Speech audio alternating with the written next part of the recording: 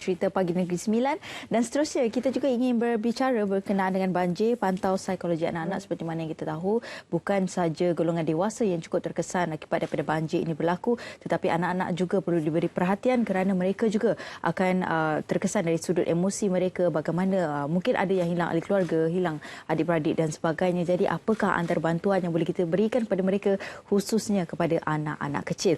Baik, bersama dengan kita saya kenalkan iaitu Tuan Khairul Arif Razali iaitu Pegawai Psikologi Klinikal Jabatan Perubatan Psikologi Pusat Perubatan Universiti Malaya. Assalamualaikum Tuan. Waalaikumsalam warahmatullahi wabarakatuh. Okey, baik Tuan. Bila kita bercakap tentang musim tenggujuh, pasti kanak-kanak juga adalah mangsa kepada mangsa banjir. Sebagainya ada yang mungkin kehilangan keluarga dan dari sudut emosi dan juga psikologi mereka juga turut terkesan. Jadi pandangan Tuan bagaimana? Silakan. Terima kasih Sofia. Bismillahirrahmanirrahim. Assalamualaikum warahmatullahi wabarakatuh dan selamat pagi kepada penonton-penonton. Selamat pagi Malaysia.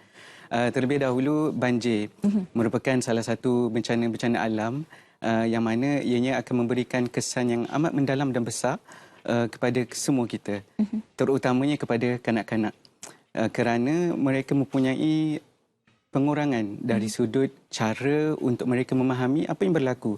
Lebih-lebih lagi bila banjir, situasi itu agak mencemaskan. Maka bukan setakat mereka mempunyai pengurangan dari segi pemahaman tentang apa yang sedang berlaku, mereka juga mempunyai pengurangan dari segi bagaimana untuk menghadapi situasi yang mencemaskan. Dan juga dari situ mereka juga mempunyai pengurangan dari sudut macam mana untuk mengawal situasi itu dari segi kesan dia semakin berkurangan. Sebab mereka masih lagi membesar, Sofia. Mereka masih lagi cuba untuk belajar mengharungi kehidupan mereka, maka kesan banjir ataupun bencana-bencana alam yang lain akan memberikan impak yang lebih besar kepada kanak-kanak berbanding dengan dewasa. Okey, dan kebiasaannya kalau kita nampak mungkin kanak-kanak itu memerlukan bantuan dari segi sudut psikologi itu sendiri. Apakah antara tanda-tanda yang mereka tunjukkan kepada kita supaya kita dapat mengenal pasti bahawa okey, anak-anak ini perlukan bantuan psikologi? Ya. Dan berkenaan dengan tanda-tanda mungkin anak-anak ini mempunyai masalah akibat daripada seperti apa yang kita bincangkan pada pagi ini berkenaan dengan banjir. Mungkin salah satunya ialah berkenaan dengan kerisauan.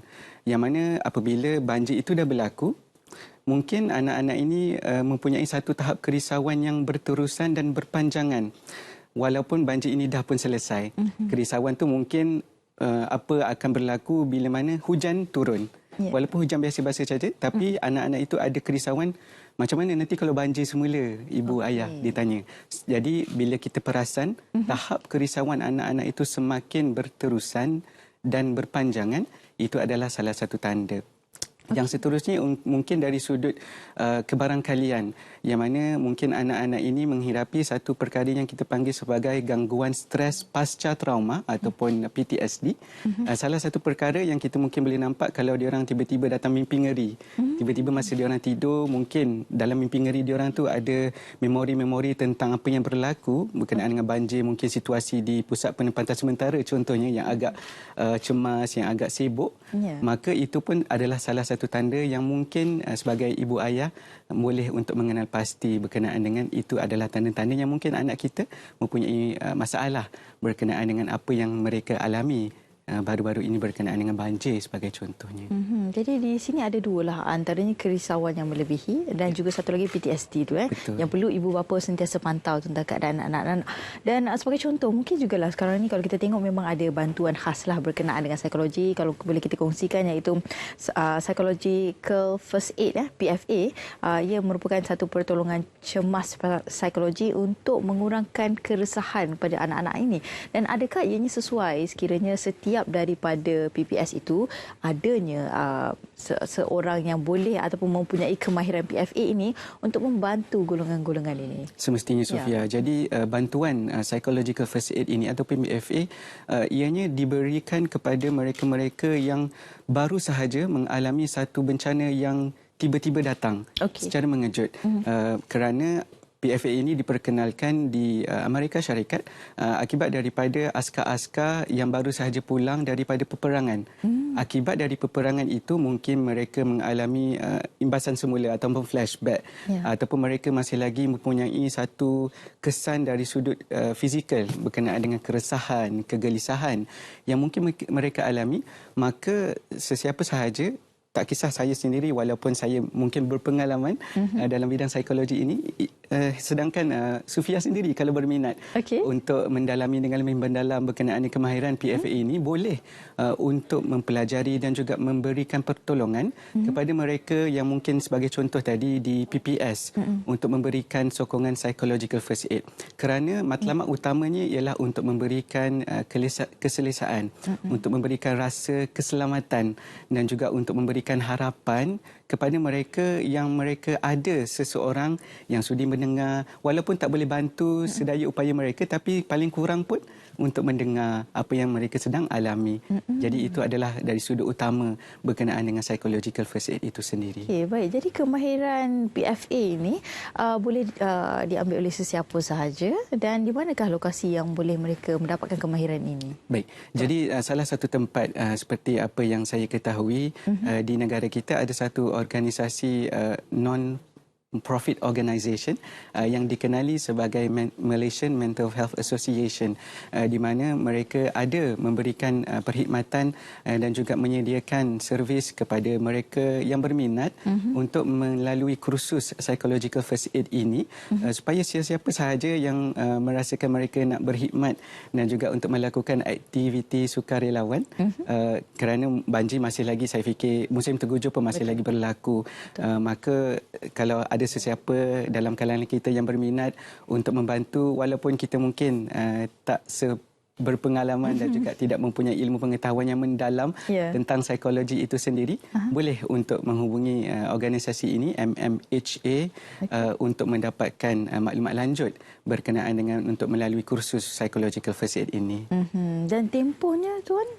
Tempohnya seingat saya mungkin untuk beberapa hari berkenaan dengan kursus yang mereka perlu lalui, kerana bukan setakat secara teori, mereka juga mungkin akan melakukan satu aktiviti yang dipanggil sebagai role play, di mana di dalam satu situasi yang agak kondusif bersama dengan facilitator, mereka boleh cuba untuk mengendalikan psychological first aid itu kepada peserta-peserta yang lain di dalam seliaan facilitator itu, supaya bila di alam sebenar, realiti nanti boleh untuk mengendalikan PFA itu dengan lebih berkesan. Okey, jadi kalau kita kongsikan tadi kaedah ataupun ia bermula dengan 3 perkara asas, look, listen and link. Sekurang-kurangnya kita dapat mendengar, kita memahami apa isi hati kanak-kanak tersebut. Jadi kaedah ini memang, adakah ia sesuai untuk kanak-kanak saja atau sebenarnya golongan dewasa pun boleh juga? Golongan dewasa pun boleh juga, Sufia, kerana konsep utama seperti apa yang Sufia kongsikan tadi, look, listen and link, itu adalah satu perkara yang mana terpakai untuk kanak-kanak dan juga dewasa. Mungkin kanak-kanak dari segi cara mereka meluahkan perasaan itu mungkin tidak se-abstrak ataupun sejauh dan sedalam dewasa. Jadi dari segi cara-cara kita mendekati kanak-kanak itu mungkin lebih khusus dan juga lebih mendalam berbanding dengan dewasa, sebab mungkin mereka ialah orang bercakap dengan mereka ialah orang yang mereka tak kenali. Jadi cara untuk kita bina hubungan rapport itu adalah satu perkara yang mungkin agak unik untuk kita lakukan bersama dengan kanak-kanak terutamanya. Dan tadi Tuan ada jelaskan bahawa kemahiran ini bukanlah semata-mata hanya kepada sukarelawan sahaja dan bukanlah mereka hanya pakar dalam bidang ini sahaja. Tetapi adakah sesuai sekiranya ibu bapa juga mengambil kemahiran seperti ini supaya dalam pendidikan keluarga juga sesuai sebenarnya untuk kita applykan perkara seperti ini supaya mungkin lebih memahami anak? Betul. Kerana ibu bapa mungkin dari sudut keserasian ataupun familiarity itu, bila mereka mendapatkan sokongan PFA ini daripada mak ayah sendiri, mereka akan merasakan okey, mungkin mereka didengari, mungkin mereka merasakan yang ada orang yang mereka memang dah sayangi, mereka memang dah rapat untuk mereka berkongsi berkenaan dengan apa yang mereka sedang alami berkenaan dengan kesan musibah-musibah seperti bencana alam ataupun musibah-musibah yang lain yang mereka mungkin alami. Jadi sangat menggalakkan jika ada ibu bapa yang mungkin berminat untuk melalui kursus PFA ini sendiri, Sofia. Baik, Tuan, tadi Tuan ada jelaskan jugalah antara mungkin tanda-tanda awal yang ditunjukkan oleh kanak-kanak yang telah pun terkesan akibat daripada banjir ini adalah kerisauan yang cukup tinggi dan juga PTSD tadi kan. Dan juga antara yang lain, mungkin kalau kanak-kanak yang dia enggan untuk berkomunikasi dengan orang lain, mungkin kurang makan, menunjukkan respon-respon yang seperti itu. Dan adakah ia juga merupakan kanak-kanak yang turut terkesan, mungkin juga mereka trauma atau sebagainya? Boleh jadi. Dan itu adalah salah satu tanda yang mungkin ibu bapa seperti contoh boleh untuk mengenal pasti perbezaan berkenaan dengan sikap dan juga berkenaan dengan personality anak-anak mereka sebelum dan selepas musibah itu berlaku. Kalau mereka merasakan sama je, mungkin sebelum ni makan pun kurang, musibah kena makan pun lebih kurang sama je, mungkin itu mungkin bukan satu kerisauan. Namun mungkin dari sudut mood ataupun dari sudut kesejahteraan emosi kanak-kanak itu mungkin sebelum musibah berlaku nampak ceria, nampak happy go lucky, tapi selepas musibah berlaku mungkin lebih terperuk di dalam bilik contohnya, ataupun lebih berdiam diri, mungkin berkenaan makan tu juga Sufia, sebelum makan okey, selepas musibah berlaku pemakanan pun berkurangan. Jadi itu adalah di antara perkara-perkara yang mungkin ibu bapa boleh ambil perhatian, dan itu adalah di antara tanda-tanda yang mungkin kanak-kanak itu mengalami masalah kesihatan mental. Okey, baik. Selain daripada mungkinlah berada di PPS dalam tempoh yang agak lama, jadi kanak-kanak ni pasti dia rasa macam agak tersekat lah. Mungkin kebiasaannya bermain di luar bersama dengan rakan-rakan, melakukan aktiviti, melukis, mewarna, dan apabila berada di PPS semuanya agak terbatas. Jadi apa antara peranan penting yang boleh dilakukan oleh ibu bapa untuk memastikan anak-anak ini berada dalam tahap psikologi yang baik supaya anak-anak ni tak rasa tekanan dalam diri mereka? Betul. Tuan. Jadi salah satu perkara seperti apa yang Sufia kongsikan tadi, sememangnya kekangan-kekangan ini lebih-lebih lagi masa PKP, Ya, betul. 20, bukan setakat dewasa, kanak-kanak sekali pun berada di dalam rumah, tak dapat untuk keluar bagi mengurangkan penularan COVID-19. Jadi di antara peranan ibu bapa bagi memastikan kebajikan dan juga kesihatan mental anak-anak mereka terjaga, kalau contoh berada di dalam PPS, mungkin mereka boleh tanya dari masa ke semasa kepada anak-anak mereka, okey ke, ada apa-apa yang mungkin nak buat ke, nak cuba bantu orang-orang sekeliling dalam PPS ke, ada apa-apa yang nak bagi tahu dekat ibu ayah berkenaan dengan apa yang anak sedang alami, bagi ruang dan peluang kepada mereka. Mungkin kalau kita tak tanya, mereka rasa mungkin diorang buat endah tak endah je. Jadi sebagai ibu bapa, sebagai contoh, mungkin kita boleh tanya, okey ke, nak buat apa-apa ke, macam itu. Bagi untuk sukarelawan pula yang sentiasa perlu untuk memantau keadaan anak-anak kecil ini yang mungkin kehilangan ibu dan ayah maupun keluarga kan. Jadi apa antara perkara yang perlu diambil kira, yang perlu dilakukan oleh sukarelawan bagi memastikan anak-anak ini dalam keadaan yang baik, Tuan? Salah satu perkara yang mungkin kalau kita boleh terapkan semula, Sufia, berkenaan dengan apa yang Sufia sebutkan tadi berkenaan dengan konsep PFA itu sendiri, look, listen and link. Mungkin yang lebih mendalam iaitu berkenaan dengan listen. Salah satu perkara yang sukarelawan itu boleh lakukan ialah untuk mendengar berkenaan dengan apa yang mungkin keperluan yang kanak-kanak itu perlukan. Bagi contoh tadi, Sufia sebut satu contohnya iaitu kalau dalam PPS mungkin ada aktiviti mewarna, melukis. Art terapi ini pun adalah satu perkara yang boleh untuk jadikan sebagai satu ruang ataupun platform untuk mereka mengekspreskan apa yang mereka sedang alami. Jadi kalau kita sukarelawan itu boleh memberi ruang dan juga bertanya kepada kanak-kanak itu sendiri, okey ke, nak buat apa-apa, nak main sama-sama ke, congkak ke, apa ke dan sebagainya. Mungkin dari situ pun kita boleh untuk membantu kanak-kanak ini bagi mempertingkatkan kesejahteraan dan juga kesihatan mental mereka semasa berada di PPS. Okey, dan juga selain daripada itulah, mungkin Tuan boleh kongsikan, wawarkan sekali lagi kepada para penonton bagi mereka yang berminat untuk mendapatkan kemahiran PFA ini bagi kita membantu. Tak kira di mana saja mereka, ialah mungkin keadaan ini memerlukan di mana-mana saja, mungkin di pejabat, mungkin di kawasan kejiranan kita, rakan-rakan kita. Jadi mungkin ada pesanan daripada Tuan sendiri supaya ini lebih ramai, lebih bagus sebenarnya supaya kita dapat mengawal dari segi kadar psikologi yang sekarang ini kalau kita lihat ramai yang dalam tekanan kan dalam kehidupan dan sebagainya.